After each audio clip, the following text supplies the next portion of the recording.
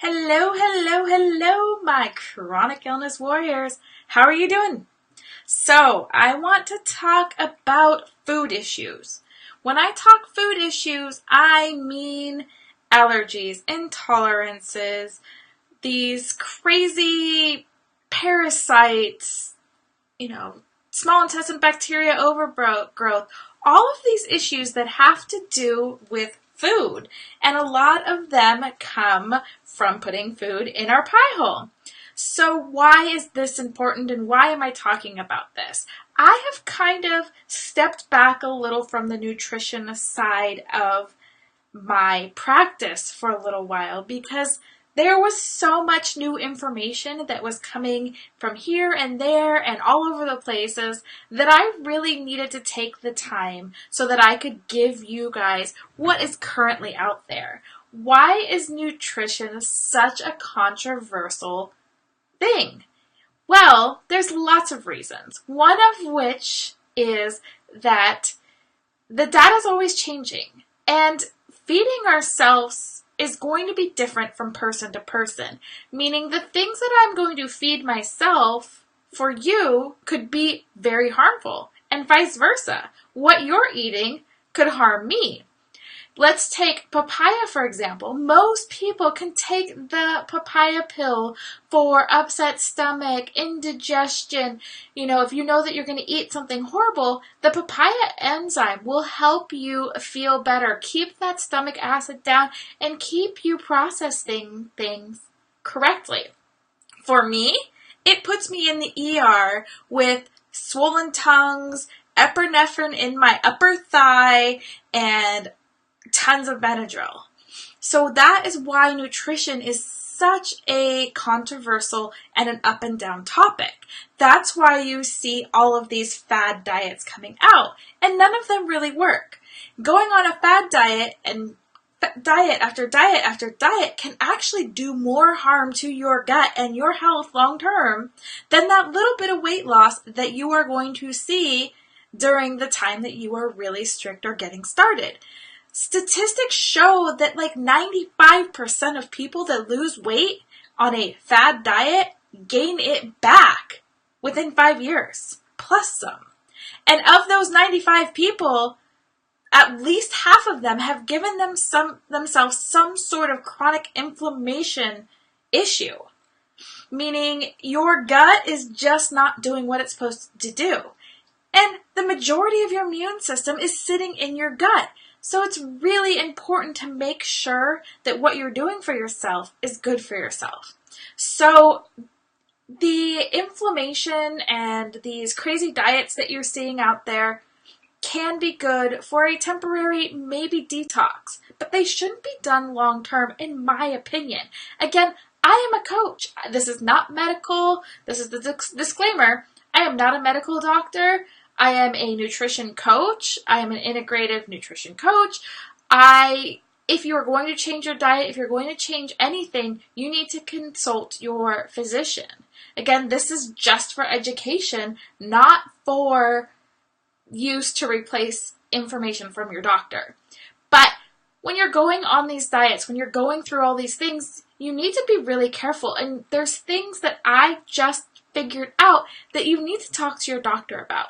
Let's just use me as an example. I got diagnosed with 2 parasites, a bacterial overgrowth in my stomach, and a hormonal imbalance, and a few other things in the last 6 months. And I was told to go on all of these diets. I was told to go on autoimmune paleo, very restrictive. I was told to go on a low FODMAP. I decided myself to try keto. I decided to do all these things in the last 6 months. Well, what I did on all of these things was mess up and disrupt my hormones and my insides even more. And not only that, because I had an eating disorder when I was younger, I'm going to admit that for the first time ever, I gave myself some serious disordered eating. And this is exactly why it is important for you to understand what these diets can do to you mentally and physically. So for the keto diet, it tanked all of my sex hormones and spiked my cortisol. Why it did that? I don't know. I'm not a sciencey kind of person, but I know that I'm not the only one. If you look at keto, search the terms keto and your sex drive and see the hundreds of articles that come up because of that. It is known to do something to your sex hormones, and it can cause long-term issues. It took me months to recover from the 2-month keto that I did. Did I lose weight? No, I gained weight. Was I very strict? Oh yeah, I was overly strict. What happened was I became hyper-focused on food. My life became food. It was easy for me to be like, I just ate a meal, I've got a plan for my next snack, I've got a plan for my intermittent fasting, I'm going to give up my social events because my intermittent fasting means that I can't go out with my girlfriend the next morning because I'm going to be fasting during that time, and I can't go out to coffee because I'm not putting anything in my body. So be really careful when you take on one of these fad diets. So the food intolerance, the food whatever, it is an important part of your journey. It is important to understand the things that your body is unable to handle. That's why I do a very specific protocol with my clients that leads them through a process. Yes, it is a temporary elimination diet that we go through. You have to give yourself a clean palate so that you can actually test the things. You can't just remove something and be like, oh, it's not working. Because if you're inflamed by something else, maybe that thing that you're adding to your diet or that you're taking away from your diet might not be the only factor. Or maybe it is, and you're lucky, and it's like, oh, I took out gluten and everything, my whole life was better. The real fact and the reality of that is it's not going to happen.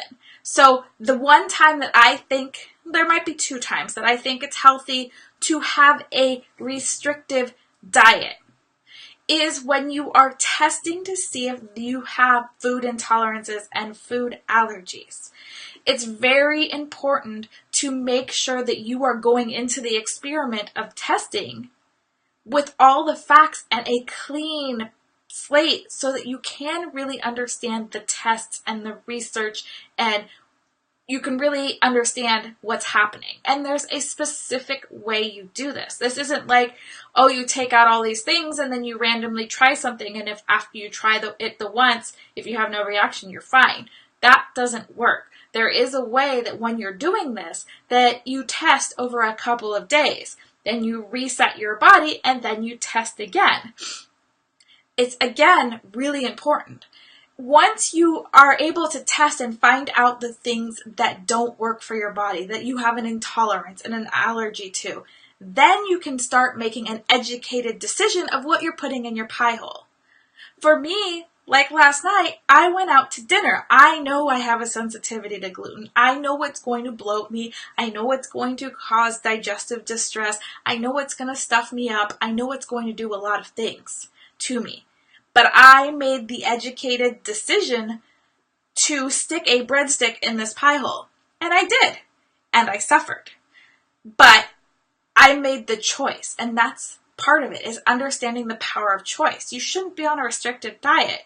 You should know what things do to your body so that you have the choice. You empower yourself with the choice so you're not stuck in this loophole of I can't. I can always say, I can't have gluten, because I should be saying that. But instead, I can say, I can have gluten, but if I do, this could happen.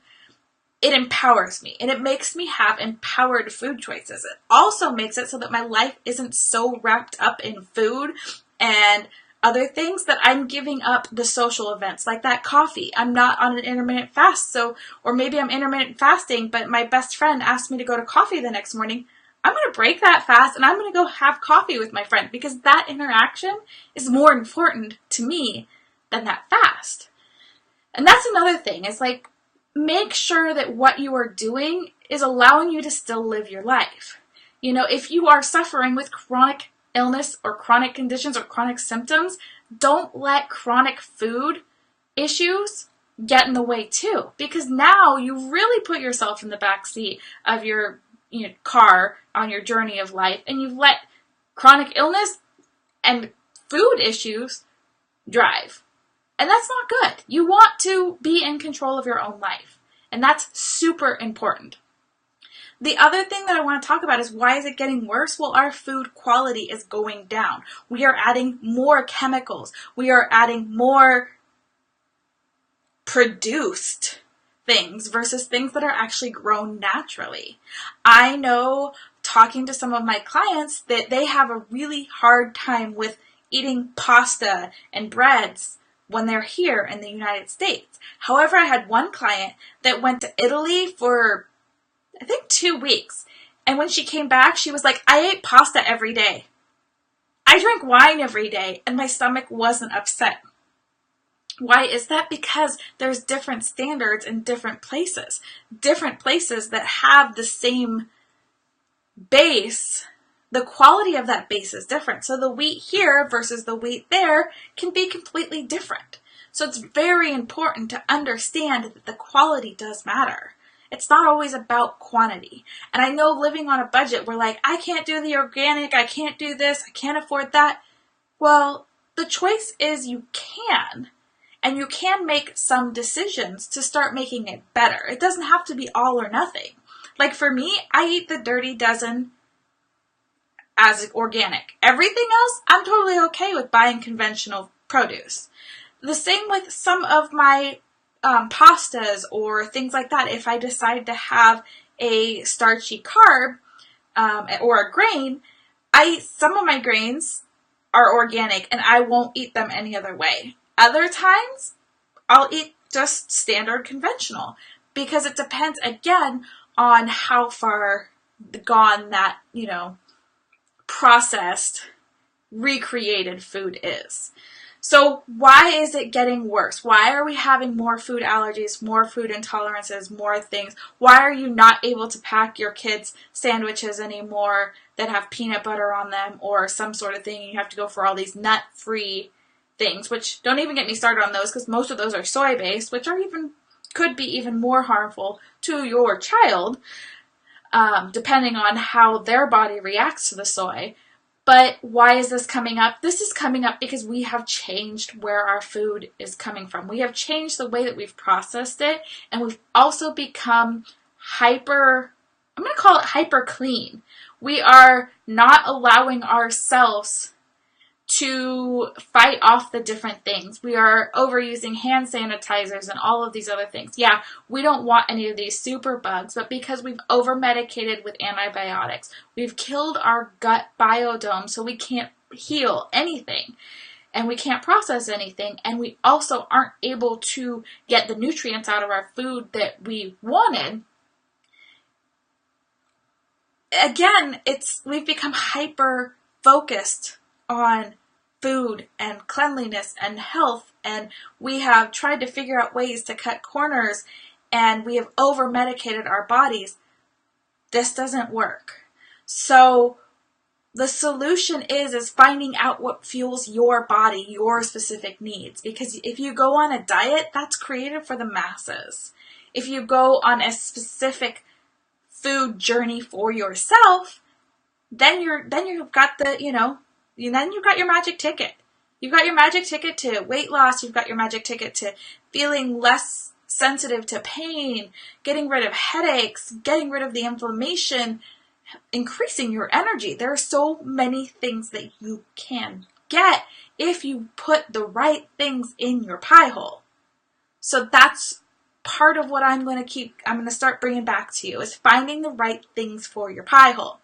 If you need help finding those right things for your pie hole, don't be afraid to reach out to me. There's all sorts of free resources I have, or if you want to dive really deep, you can either join a group. I have a group coaching, or you can do one-on-one coaching. I also have a free Facebook group. There's all sorts of ways to get in touch with me and start getting yourself fueled with the right fuels.